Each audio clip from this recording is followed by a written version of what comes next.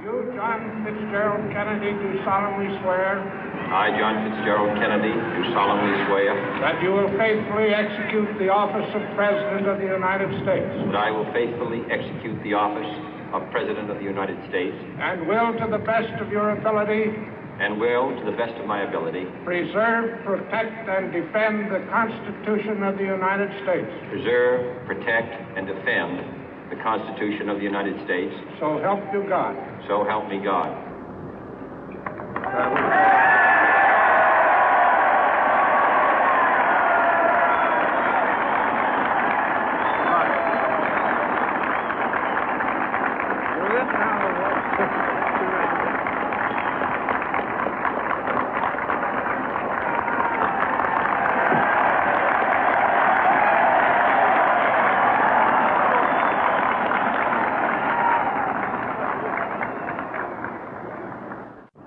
Vice President Johnson, Mr. Speaker, Mr. Chief Justice, President Eisenhower, Vice President Nixon, President Truman, Reverend clergy, fellow citizens.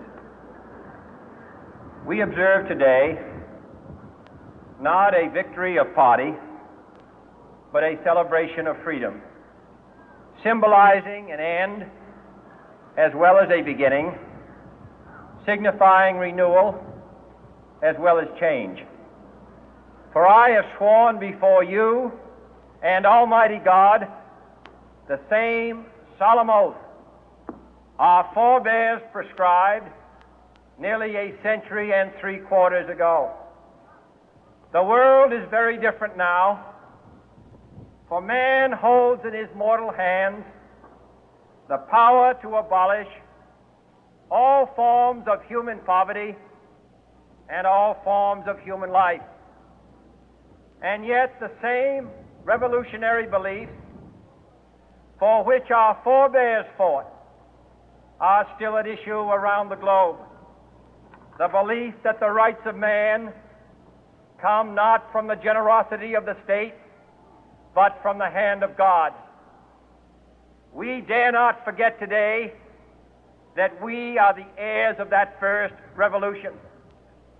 Let the word go forth from this time and place to friend and foe alike that the torch has been passed to a new generation of Americans born in this century, tempered by war, disciplined by a hard and bitter peace, proud of our ancient heritage, and unwilling to witness or permit the slow undoing of those human rights to which this nation has always been committed and to which we are committed today at home and around the world.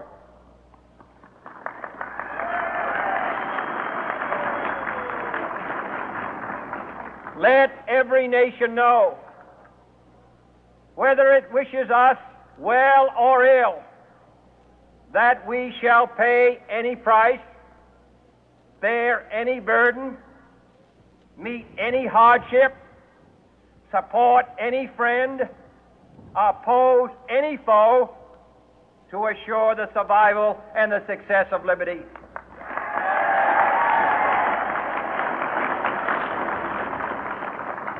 This much we pledge and more.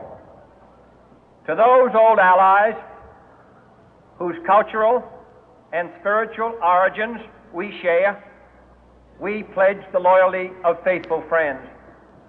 United, there is little we cannot do in a host of cooperative ventures. Divided, there is little we can do, for we dare not meet a powerful challenge at odds and split asunder.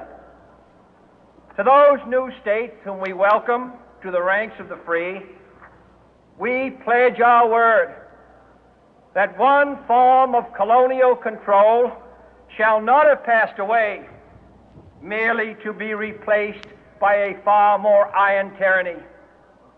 We shall not always expect to find them supporting our view, but we shall always hope to find them strongly supporting their own freedom, and to remember that in the past, those who foolishly sought power by riding the back of the tiger ended up inside.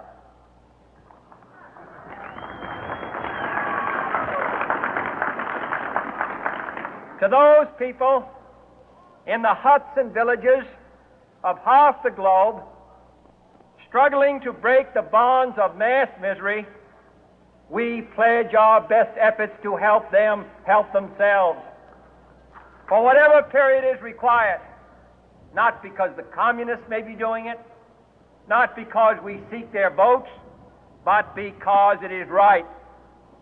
If a free society cannot help the many who are poor, it cannot save the few who are rich.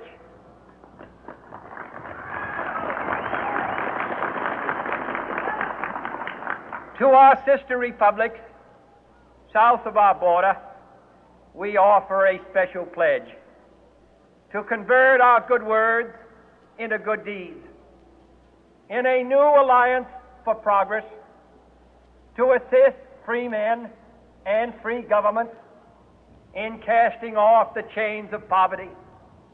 But this peaceful revolution of hope cannot become the prey of hostile powers. Let all our neighbors know that we shall join with them to oppose aggression or subversion anywhere in the Americas. And let every other power know that this hemisphere intends to remain the master of its own house.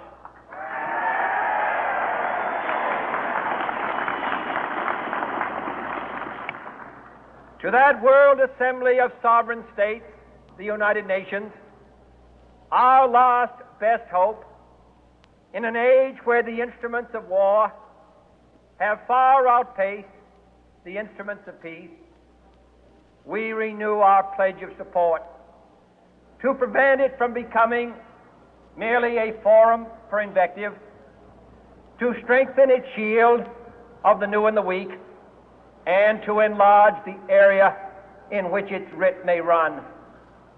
Finally, to those nations who would make themselves our adversary, we offer not a pledge, but a request that both sides begin anew the quest for peace.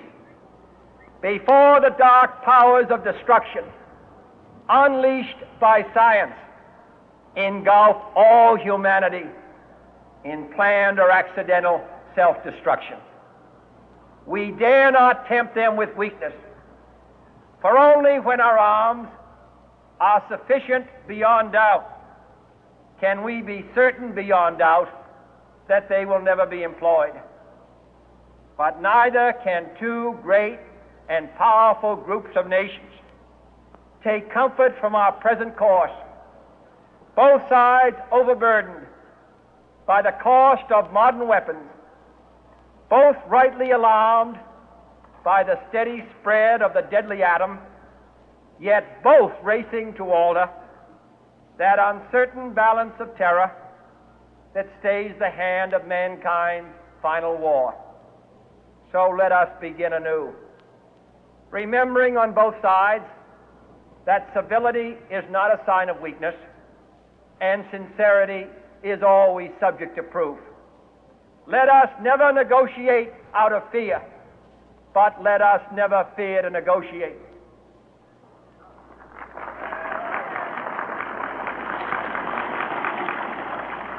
Let both sides explore what problems unite us, instead of belaboring those problems which divide us. Let both sides, for the first time, formulate serious and precise proposals for the inspection and control of arms, and bring the absolute power to destroy other nations under the absolute control of all nations.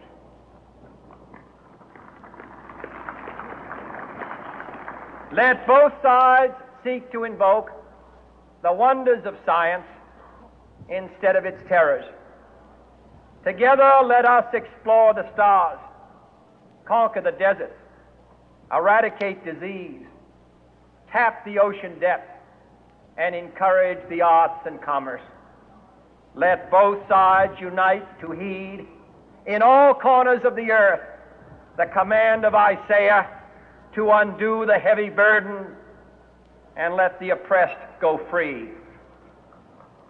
And if a beachhead of cooperation may push back the jungle of suspicion, let both sides join in creating a new endeavor, not a new balance of power, but a new world of law, where the strong are just and the weak secure and the peace preserved. All this will not be finished in the first 100 days, nor will it be finished in the first 1,000 days, nor in the life of this administration, nor even perhaps in our lifetime on this planet.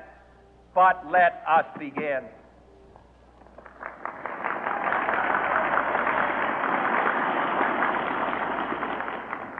In your hands, my fellow citizens, more than mine, will rest the final success or failure of our course.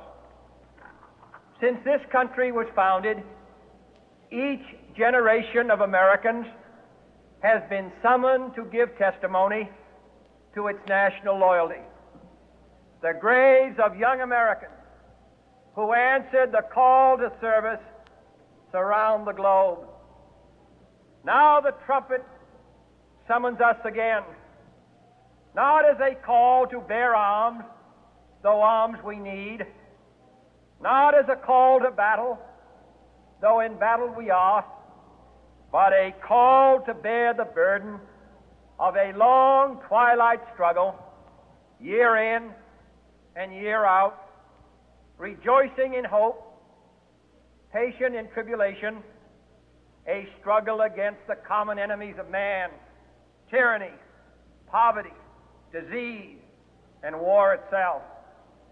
Can we forge against these enemies a grand and global alliance, north and south, east and west, that can assure a more fruitful life for all mankind? Will you join in that historic effort?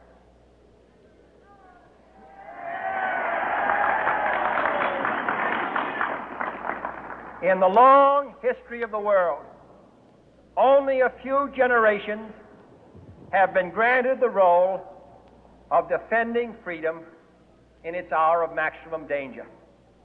I do not shrink from this responsibility. I welcome it.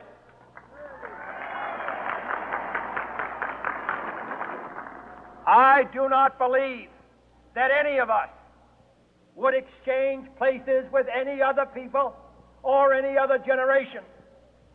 The energy, the faith, the devotion which we bring to this endeavor will light our country and all who serve it.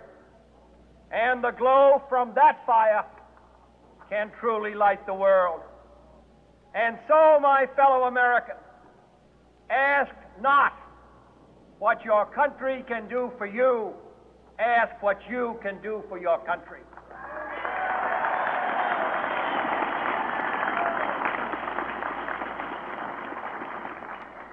My fellow citizens of the world, ask not what America will do for you, but what together we can do for the freedom of man.